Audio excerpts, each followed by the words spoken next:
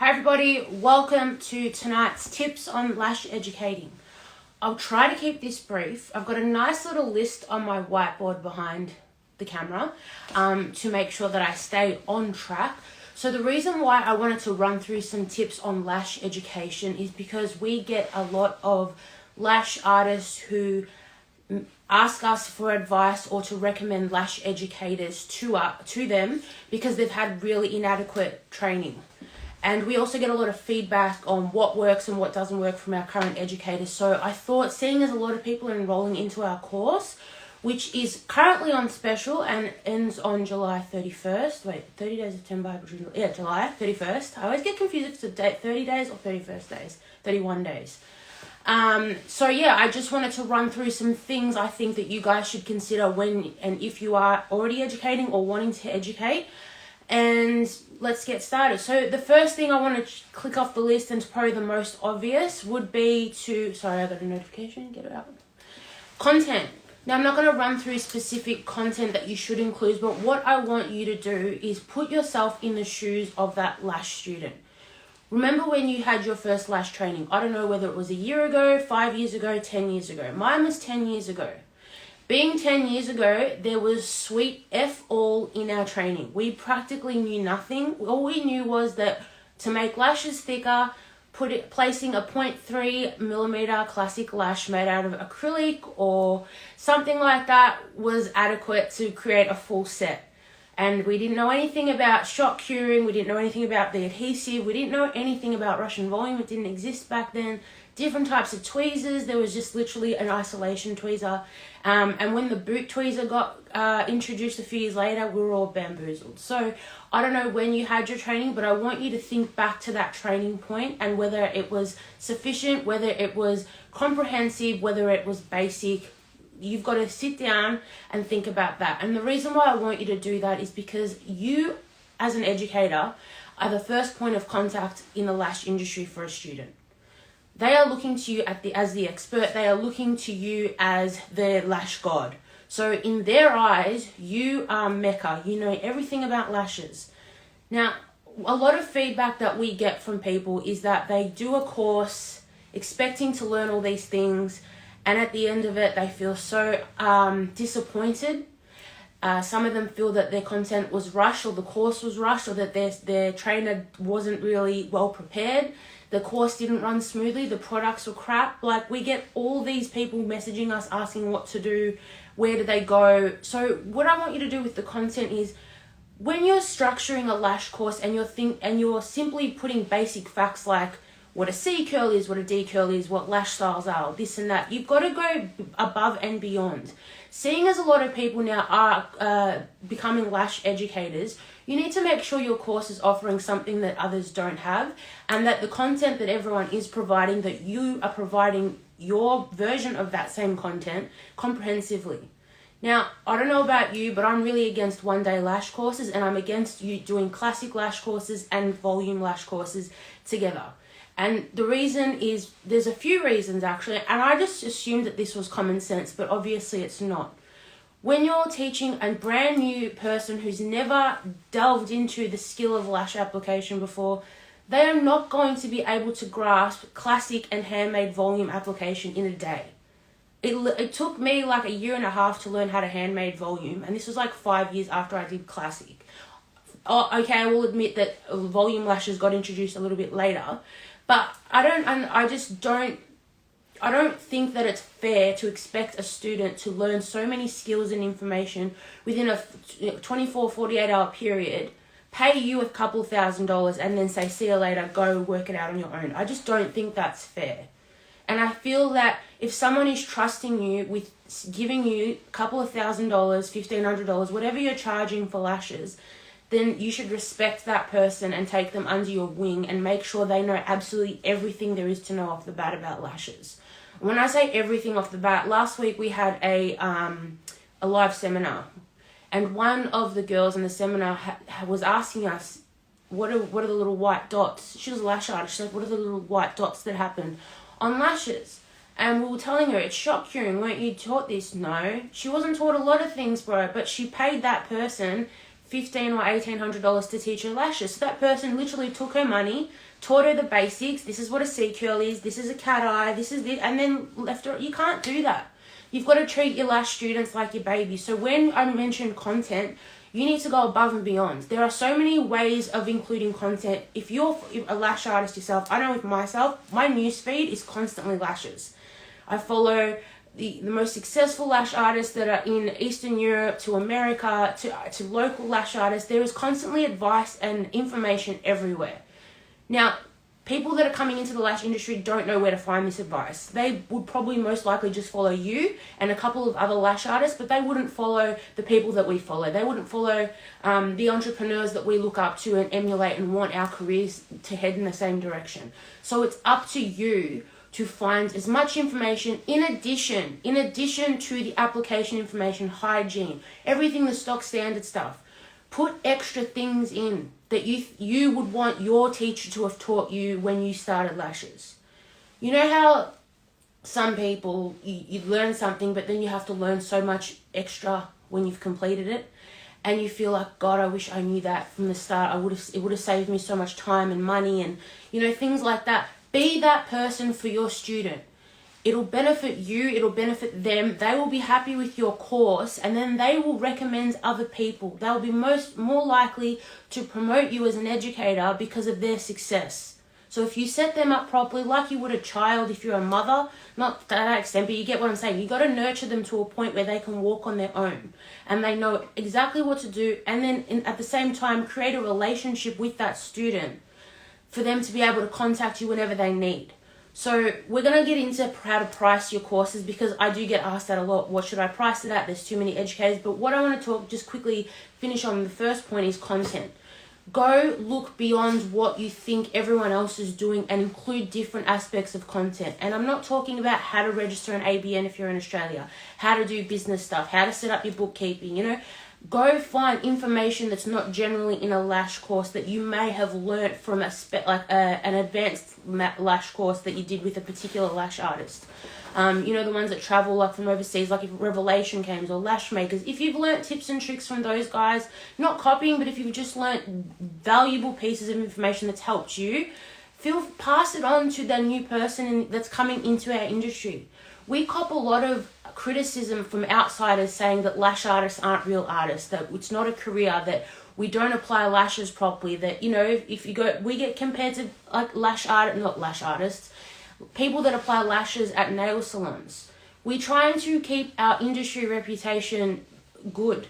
So when you introduce new people as students and they come to you, teach them everything that they need to know. Don't half-ass it, and don't let them pay you and go on their way, and they will apply lashes poorly or don't know how to run a lash business or have no idea who to contact if they need help. You are their beacon of lashes. So that's first point. Look for content that's beyond what the norm would be, because that will definitely get you to stand out as a lash educator. 2, course length and time. Now, if you sit down and if you're not doing our Lash Educator course, and you don't have to do it, it's fine. What I want you to do is sit down and think of, all right, how long would it take me to teach this? But when you're doing that, you need to also consider the fact that you can't tell someone something once and expect them to know it off by heart. You need to repeat what you're saying. You need to get them to see a demonstration, or if you're talking about a product, get them to feel the product. Get them to do a task relating to that product, whether it be applying eye pads or taking a strip out of the lash tray and pulling up a lash off the strip, holding the tweezers correctly. Do things like that throughout the course, not bulk it all up towards the end, so they get a feel of what they need to do by the time they need to apply lashes. Get them to do those little tasks. It might take 5 minutes after you've said something. Get them to do it, then ask them again, what do you have to do? And get them to relay it vocally back to you so they are confident before you move on to the next section. And when you're timing that's my dog. When you're timing your course, you don't have to rush the content from 9 till 12 and then do all the application in the afternoon. You don't have to rush. Do a 2-day, space it out, do 2 days. Space out your content in hour bundles, an hour and then a 15-minute break. An hour, because remember when you're at school, you can't just sit there absorbing all this information and then not have a break. You'll get over it, you won't listen. Again, you have to keep reminding yourself that these people do not know anything about lashes. It's not like I'm telling you something and you're like, yeah, I get it. They're learning from scratch. Half of them have probably never been in the beauty industry before because, as you know, you don't need to be in the beauty industry. So space everything out. And then with application time, it is a requirement, even if you're not doing a registered training organization course through using the TAFE system, you need to teach them how to apply, how to do a refill, and how to do a lash removal. Bare minimum. Anything else is additional. Of course, you're going to teach them how to expel adhesive and hold tweezers and all that. But what I'm saying, the actual assessments to make sure that they're competent is a full set application. I would do 2 within your presence. Maybe if you get them to do additional sets and then either take photos or have a an appointment with them one-on-one in, say, a couple of weeks to see where they're at after they've practiced. They need to do a refill. You need to teach them how to do a refill, and they need to perform a refill in their training, and they need to perform a lash removal. That's already 3 or 4 different models. I don't know who's doing this in 4 hours in one day, but you need to do 2 days. And I was sitting last night trying to work out how I could structure an example for you guys, because I've just created a free ebook providing some tips and tricks on this stuff that I'm talking about tonight. So after this, if you want to head to our website, it's in our bio links. You can just download it, have a quick read through. What I would recommend is to incorporate practical tasks in each session of your education to keep the student engaged physically as well as mentally. And you could also incorporate your theory exam on after the application stuff on the last day as a recap. So I was thinking about it last night. I was like, well, if you do all your theory on the first day and then all your practical, they might forget the theory. So I would actually put the theory exam at the end after they've done the full sets and the models have gone home before they actually conclude the course, just to give them like, all right, guys, let's recap.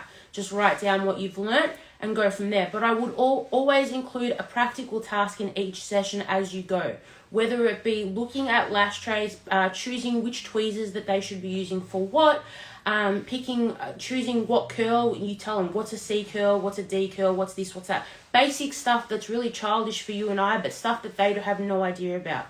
So things like that you need to. So when you think of those things, how can you possibly do all this in a day? And then how can you possibly teach classic and volume lashes in 2 days? Because a volume, and also one thing, if you want to teach lashes, you don't apply classic lashes. I don't apply classic lashes anymore. But how the F can you teach someone volume without teaching them classic? You need to teach them classic, and they need to know what handmade volumes are, even if you apply pre-made. It's not about you. It's not about what you do. If you want to be a teacher, you want to add an income stream, you need to know your shit. I've had so many people inbox me saying, hey, I want to do your educator course, but I just apply pre-mades. Okay, cool. Now, how were you taught? Were you taught how to apply handmaids? Because using pre-mades is like, how do I say it? It's a shortcut. The application is like applying classic lashes. However, I've used pre-mades before. I still do handmaids because I'm just used to it. But I know how to use, and I know the weights and things about handmaids, and it's a choice that I can make because I know both. I would never teach pre-mades in a course without the student knowing how to apply handmaids, because it's a crucial element of being a lash artist and flourishing in the lash industry. You need to know your shit. You can't teach one thing and not teach another. And if you want to be an educator, and there's heaps of them, I've seen so many, and I get really frustrated because I love doing this. I've done this for so long. I don't even have a script right now, and it's coming off like just rolling off the tongue because I love it. I don't need to sit here dressed up, acting like bougie bitch, telling you what to do, what not to do. It's up to you whether you do it, but I'm not going to sit here and act like I know nothing and just tell you what you want to hear. Do you want to make 6 figures?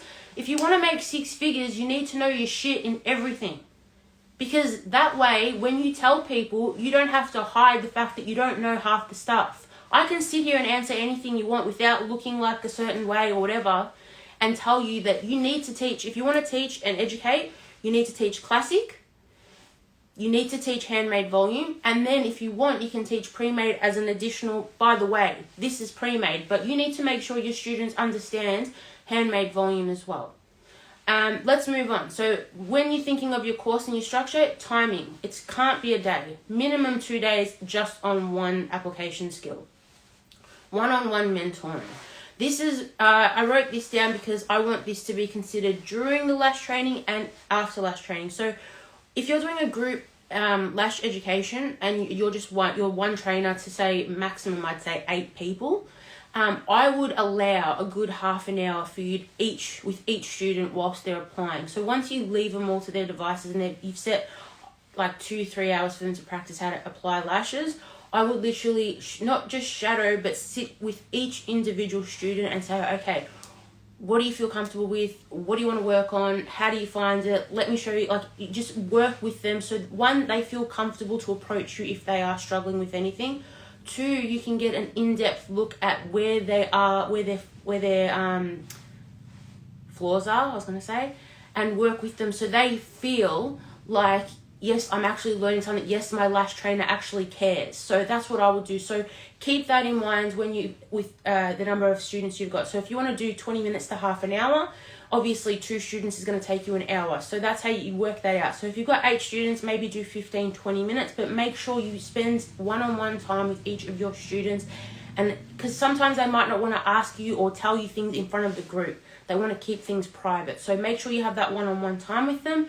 Also, I would make it available to them to be able to contact you if they need after the training. If they want to do a Zoom session, if they want you to shadow them so they don't feel confident lashing people yet, if they want to come back in so you can just have a look, you can do that. You can charge a little bit extra if you want for shadowing. Do it on a Sunday. It doesn't cost too much. Whatever time works for you. I would just be that point of like a mentor beyond the training. So I don't know if some of you do that. I know a lot of people do offer that mentoring, but really make sure that they know they can feel comfortable to contact you. Even when it comes to setting up their business, if they're struggling with anything, make sure that you're that point of reference for them and you can guide them, because that'll help you and your network for your business as well. All right, next one, pricing. I get asked a lot, how much should I charge for my Lash course? Because such and such charges this much, such and such charges that much. It all depends on your expenses, your hourly wage, how comprehensive the course is, your experience, and what you're willing to work, like what you want to earn.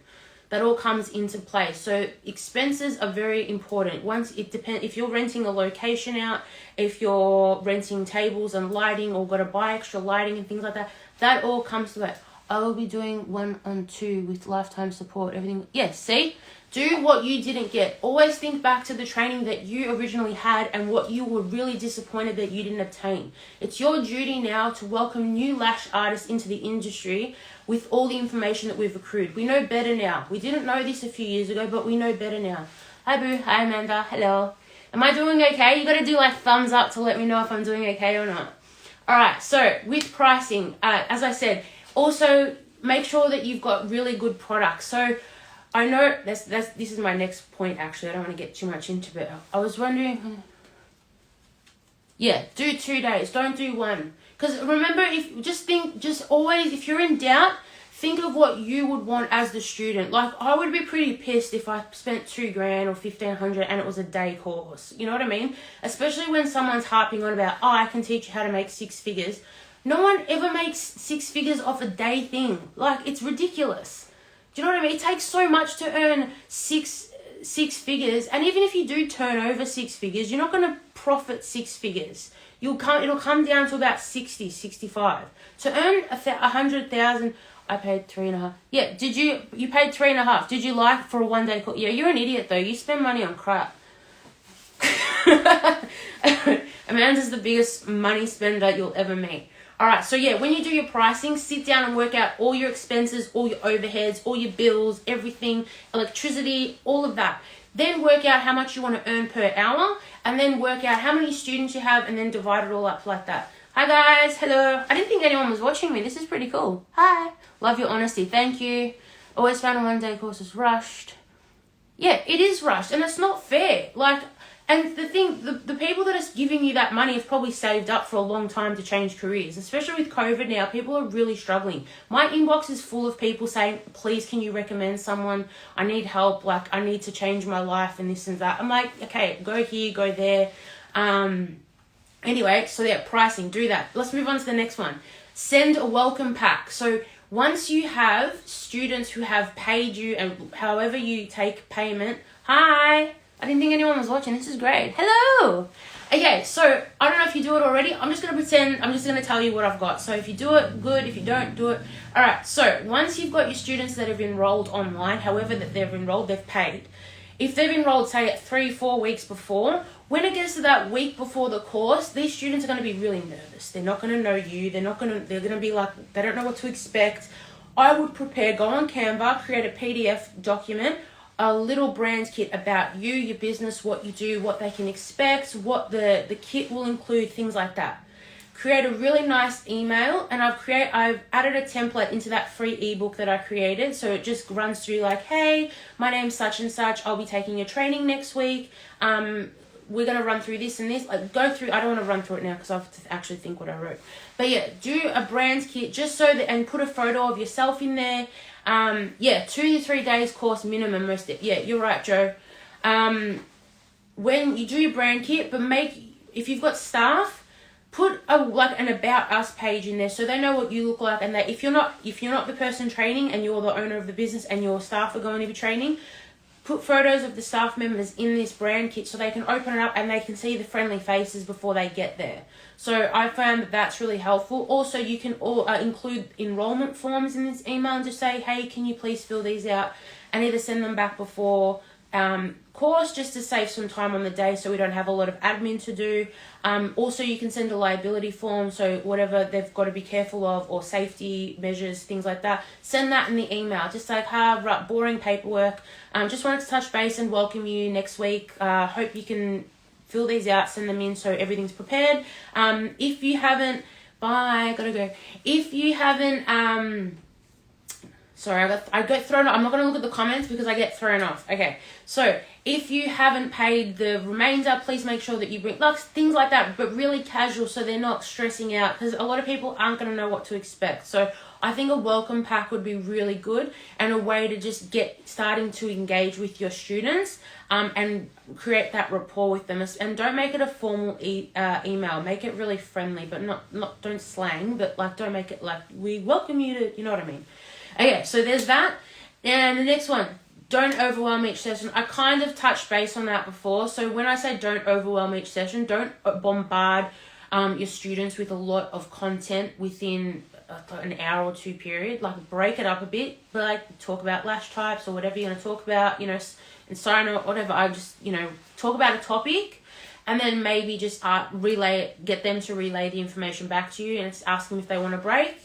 Have tea and coffee and your food on the side. Always give them a break. Pretend they're in school. Don't treat them like school kids, please. But have those like a recess break and stuff like that, and ask them, do you guys understand everything? Do you want me to go over everything before we move forward? Do you understand why we use this? If you just point to a PowerPoint and go, this is this, they're not going to feel confident enough to say, hey, I missed something, can you go back? It's your job to make sure that they all understand and are up to the same point where you are before you move forward, because once they get lost, they'll just sit there. We all do it. You've done it before. I've done it before. Once it's too late to ask, you just sit there and be like, uh-oh. You know what I mean? So make sure that they feel comfortable to approach you, and that's why they want that one-on-one time. So if they didn't ask you during the content part, being one-on-one with them, they'll be like, hey, listen, before when you went through that, I didn't really understand it, so can you tell me? And they don't have to be embarrassed or feel embarrassed, because it's just you and them. Okay, so let's go into the next one. Okay, so 4 stages of learning. So this kind of blends in with everything I'm saying. You need to repeat the content you're telling them, because there's different stages of learning. So the book that I read about this, was the example that they used was about driving a car. When you first drive a car, you're you're consciously incompetent, so you know that you don't know how to do it. And then you get to a point where you're aware, but you need to concentrate. You know what to do, but you still need to concentrate. So that's called conscious competency. You need to get your students where it's second nature, which is subconscious competency. That's the stage where you need to get your students at by the time they're applying on people. They need to be like, yep, that's that. I know how to isolate. You need to get them to that point before they start hesitating. You don't want them to hesitate at the point where they're applying on people. If they're still hesitating, keep them on a mannequin head. And that's another thing you've got to include too, time for the mannequin head. And that's what, an hour and a half. So that's you need minimum of 2 days. So yeah, don't overwhelm each session, and keep in mind that there are 4 stages of learning. So and a normal person, it takes 3 to 7 times for them to hear something before it's just lodged in the back of their head. So keep that in mind. Again, that is in the ebook that I've included, because I probably wouldn't have remembered that. Products, yes. Okay, now I thought of a really good analogy for this one. Do you remember the first time you lashed and you were just buying product? I don't know. I've been lashing for years, so I've bought products from God knows where. I bought products off eBay. I bought products that used to be in little gram bags, like those little, and they were plastic. So I remember all the stages of different products that I've purchased over these, because during that time, I've learned what works and what doesn't work, and that's really crap. I thought it was good, but then I've learned that this is better. Do you know what I mean? Even like with pre-mates, now they've got the really thin stem. Like, everyone's like, they're great now. A couple of years ago, they were like, they used to spread from there and they wouldn't sit on the lash. So we learn as we go. Now, I guarantee you remember the quality of the first lashes you used compared to the quality of lashes you use now, right? I guarantee you remember. When I was literally thinking about, geez, could you give students really crap products and they probably wouldn't know? Most likely, yes. You could probably give them really shit products and they probably wouldn't know. However, will they remember that you gave them shit products? Yes. So if they do become fully fledged lash artists and have a business and things like that, they're going to progress with the products as well, like we have. They're going to work out what works for them, what doesn't, what's crap, what's good. So do you want them? They did look like pubes. They look so gross. And then you had to tip them onto like a silicone thing so they'd stand up like secret, so bad.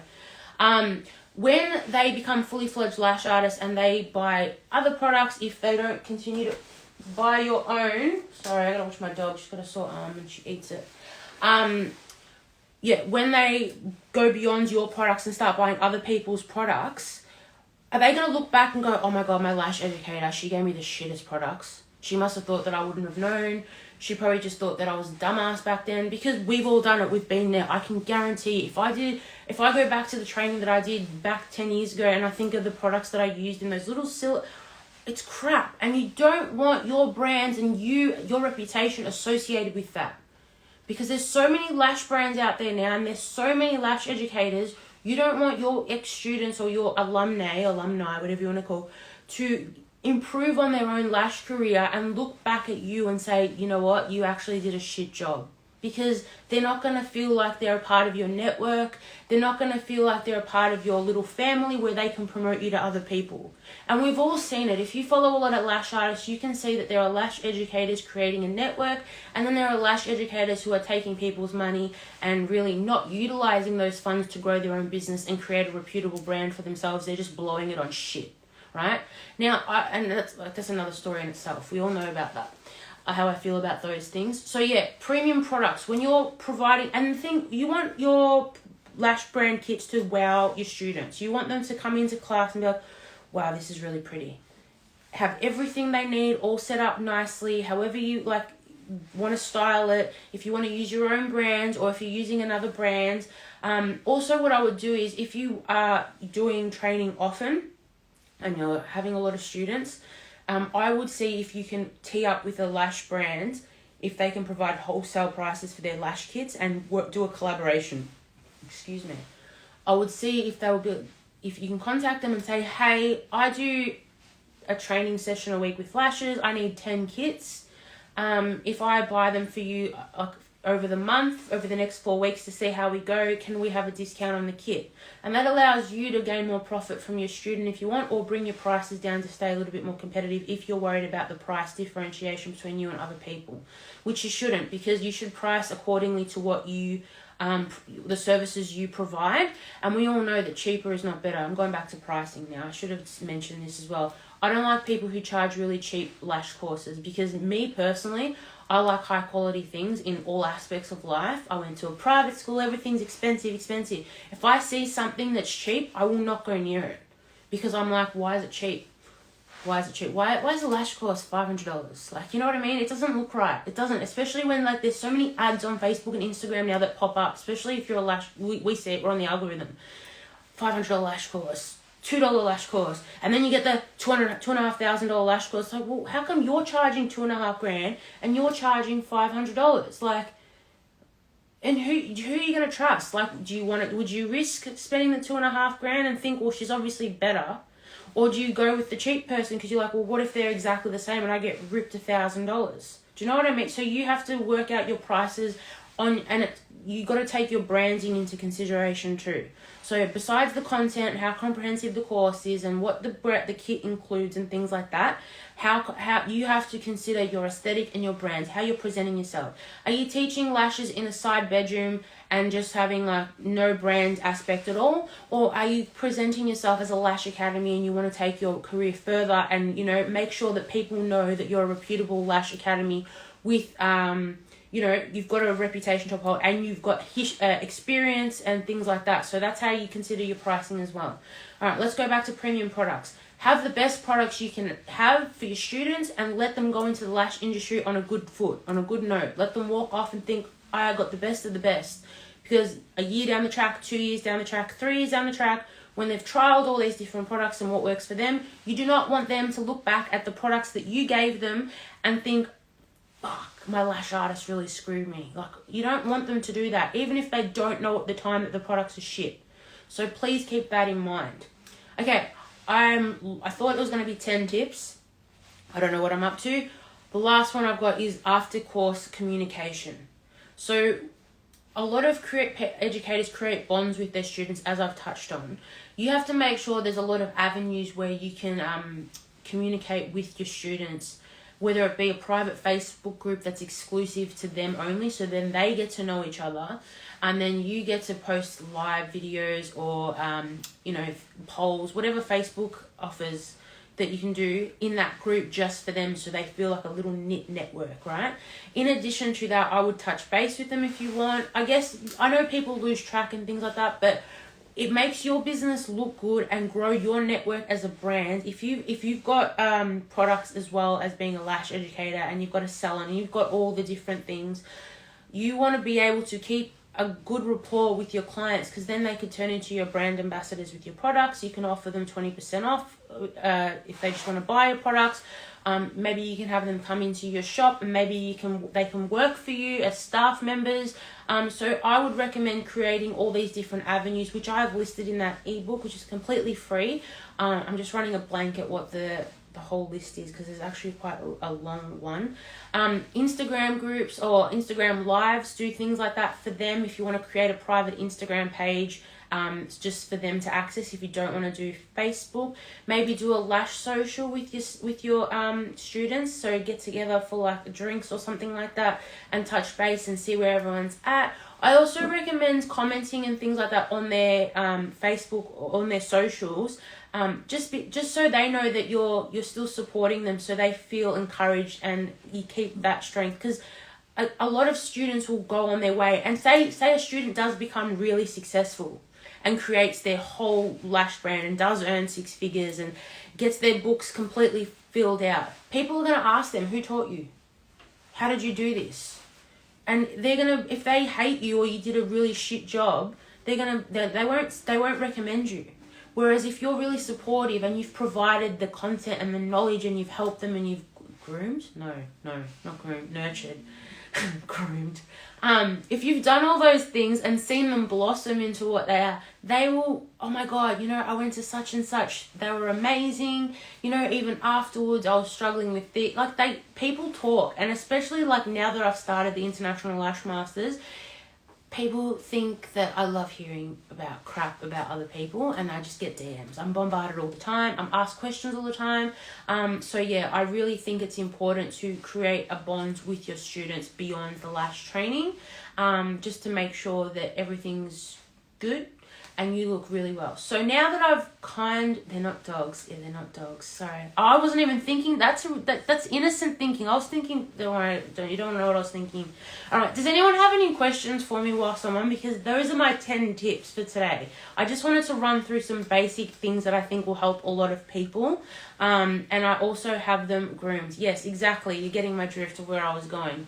Jeffrey Epstein kind of thing. Anyway, can we just move on? Yeah, so I did put all this information in the ebook. It's really brief. I created it over the last few days, but it does touch base on these things if you wanted to keep note.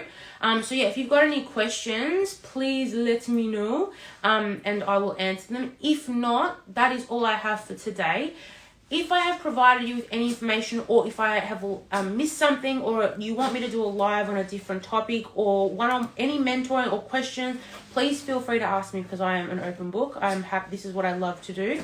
So yeah, I will post this as a video. Again, our educator course is $500 off at the moment, and the reason why that's another thing I want to discuss. I started off the Lash Educator course quite cheap, and over the last year, people have been messaging me, and industry leaders. Thank you, Joe. Thank you for watching. I really appreciate it. A lot of people were messaging me saying your course is too cheap. And I said, I get that, but I just want to help people. And then I got people asking, saying, well, the price point that you've put it at, and now when I preach to you, don't price your courses too cheap, it makes more sense to me, because the caliber of people applying for our course changed when I upped the price. When it was a lot cheaper, when I did sales that were like $400, anyone and everyone was applying. I'm on the right track, Eurocream. Thank you. I try. I'm just trying. You can only try. When I priced the course really cheap, a lot of people that had no business educating wanted to educate, and I was consistently, no, you can't do it. No, you can't do it. And I was getting really pissed off, because I'm like, how can you want to train when you don't know what to do? I don't understand. Like this, you might make a couple $1,000s off your first bunch of students, but it's not. There's no longevity in it. You'll make a quick couple of $1,000s, and that's it, because they're gonna bitch about you and say you're not good. So I don't understand why you would bother doing it. Renya, what would you like to ask? I need a drink. Have I rambled or have I made sense?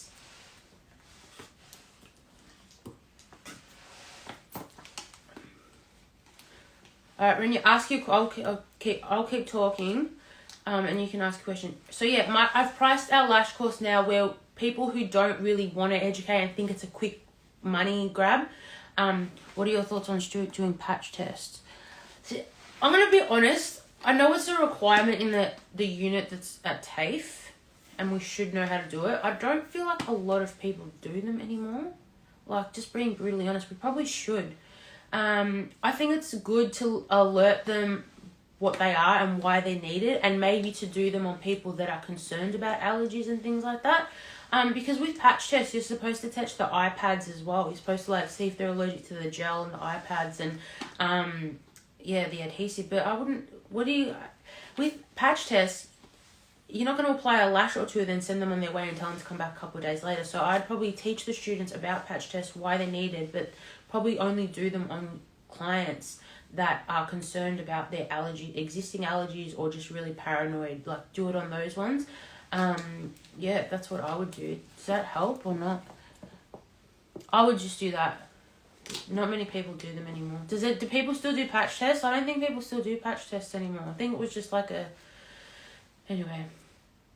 Yes. Okay. So has anyone got any other questions, or have I answered everything? So yeah, $500 off our educator course. So it's usually $1,400. It's down to $900. You use the code lockdown, and I've connected it to my Shopify account, so you can use Afterpay. So if you use Afterpay, I think it's like $160 a fortnight or something like that. UK is really big on the patch test. Are they? Okay. Well, can I ask you, when you do a patch test, do you send off the client, or do you just wait for a reaction within that same appointment time?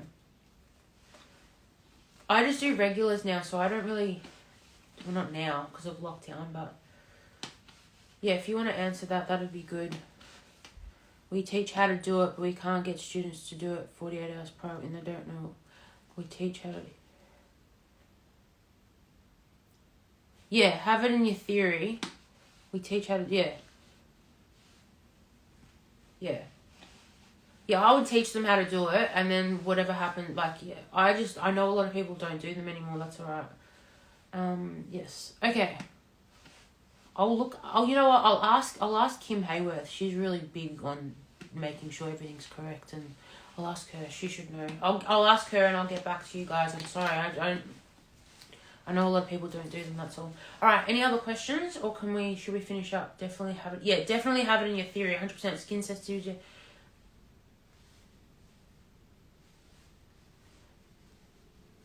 So what do you do in that 30-minute? Like, you add an additional 30 minutes to all your new clients. Anyway, maybe DM me and I'll refer to this in a post tomorrow, because, I don't know, just time-wise. I got taught years ago that when you did a patch test, they came in for the specific patch test and then they left and came back, like, the next day, or... So people just like, well, why would you do that for? So, alright. Anything else? No? We're done. I will put this video up, by the way. And I have already added that free ebook into my bio, because I knew you guys would probably ask and want to get it to it straight away. So that's all done. No, they come back 24. Yeah, okay. Alright, well, we'll talk. I'll message you afterwards about it. I know that they still exist, but it's just not common. Like, if you've got a lash salon, no one really speaks about it. Like, oh, they came back 2 days later from a patch. No, we don't speak about pricing patch tests and things like that. So I just didn't think people did. No worries, Renya. All right, I'm going to finish up now. If no one's got any other questions, I will look into that specific patch test thing. Thank you, guys. I hope I haven't... 10-minute meet and greet for a patch test. Yeah, okay. Yeah, alright. And then you pass and then they come back the next day or something. Okay, I understand. Cool. Alrighty. Hope that's helped. If you have any more questions about our educator course or mentoring or things like that, if you want to work one-on-one with me, please let me know. I hope you have a lovely evening. I'm going to sign off now. Thank you all for watching. And if you have any further questions, just DM me. Alrighty? See you guys. Hope I've helped. How do I turn this off now? There you go.